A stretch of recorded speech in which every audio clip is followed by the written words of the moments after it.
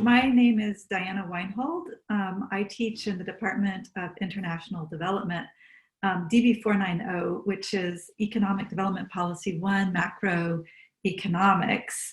And it is a challenging course because these are students from a broad array of backgrounds, some of whom have never had economics and statistics before, and some of them who have majored in economics. And in DB 490, we introduce them to the basics of econometric analysis, empirical causal inference, and the intuition of identification strategies.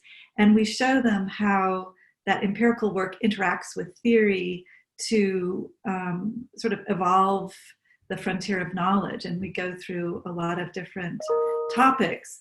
So the problem with that is that the students are very nervous at the beginning, especially the ones that haven't had economics and statistics. And I was quite worried moving to online that we would lose sort of that personal connection that gives them the confidence to to do the work, because if they do the work, they'll get out the other end fine. And but they get quite frightened in the middle, and they don't think that they will ever be able to understand the material.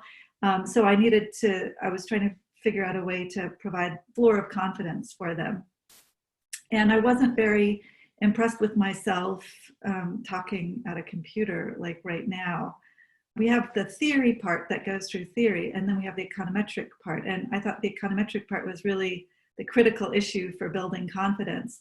So I went through recordings that I have, and I've actually recorded the seminars myself on my iPhone to give them something even during regular years. And I took them and put them into iMovie and then edited them and embellished the slides and added them and created videos. And then somebody in the Eden Center told me about the H5P, I guess it's an extension for Moodle. And you can put in a video that you've created, and then you can create bookmarks, so sort of a table of contents. You can add links to external content. You can add little quizzes and stuff. You can add links to internal content. So I already have a lot of Moodle quizzes and things that they can do, but then I put links to those in the H5P. So they have sort of a self-contained lecture there. And then I had it transcribed using Microsoft Stream, which the LSE has an account with, so that's free. And it comes back a little bit garbled, not terrible. And then I went through and edited that so that it made sense, and it has subtitles then as well. So I did that for the 5 seminars, but they're really lectures for the econometrics. And then I just kept going, started doing it for the lectures as well. But for the lectures, I had the Echo 360 videos from this year and from last year, and recording I did myself at some point. When you listen to yourself, it's, sometimes you're not that happy, but by going through, I edited those Echo 360 audio. I just stripped out the audio from the video and then went through and edited it. And then I sometimes merged different years depending on what I thought was better. And then I went through the audio and I added back the slides. But because you add the slides on top of the audio, they perfectly sync with the audio, unlike in real life where you're sort of meandering around. And then I made the slides better too, because I was essentially taking my own course, which was really an eye-opener. And I always sort of thought my slides were okay, but I realized actually there was a lot that could be improved. So I've been working on my slides. You add those back to the audio that you've edited, and again, you create a video and stick it in H5P and Moodle and do a table of contents and a link to the self-quiz at the end so they can test themselves. So anyway, I have all that material.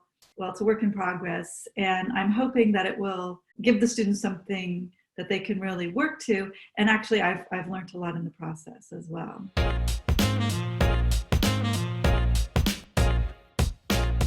Well, even for me, and of course, I consider myself to be reasonably tech savvy for my age. And even that is a learning process.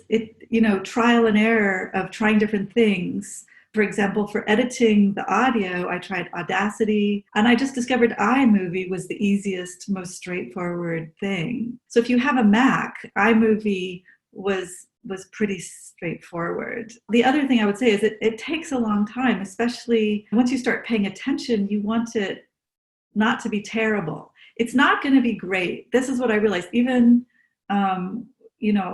we have a summer, but that's not that much time. So this is not like a super professional thing, but you don't want things that are wrong, and you want to have it in a reasonable order. One thing I did is when a student asked a question that I thought was quite good, and then I had an answer for it, I took out the student question because you couldn't usually even hear that, and also for privacy reasons. And then I put a slide with a silhouette of a generic student asking a question with the question in sort of like a little bubble around their head, and so that the people watching the video can see what the question is, and then they can hear my answer.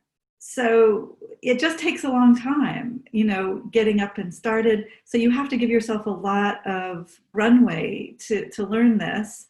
It's not super complicated, but it is trial and error. And I would say I've now on my lecture, I just finished lecture 7, but I had done 6 of the econometrics teaching seminars before that.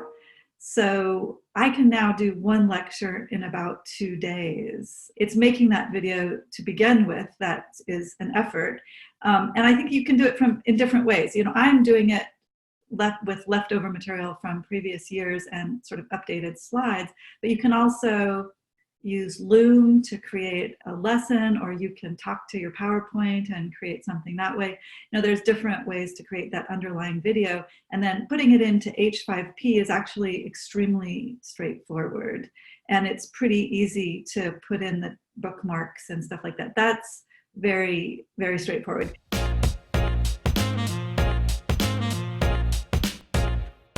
First of all, I'll say I'm enjoying myself because the whole coronavirus thing has been very stressful, and it's been hard to keep, I'm not really in the psychological state where I can think really hard about deep thoughts. So what I needed was a little art project, and this has been exactly like that. And so I'm enjoying myself, but it's never something that I would have done if coronavirus hadn't come along. But the silver lining is I basically had to take my own course, and I think it's going to be a hugely improved course as a result. My slides are much better than they were. Before, I sort of had a drunken slalom from topic to topic of a stream of consciousness in my lectures, and now I have a table of contents and a structure, and it's written down with these book tabs in the video. So even if I go and deliver these lectures again, I'll be able to keep to the time better. I found that I update it every year and I add new stuff, but the old stuff I kind of like, and unless something's been really proven to be wrong, I sort of keep it. So I've been running over too much. And this, I think, has really let me see where I can cover the material I want to cover in the time that I have in a much more efficient way. Yeah, so I think the whole course is going to be pretty improved. And I don't know if students really have the time or want to watch old videos, but the videos will still be there.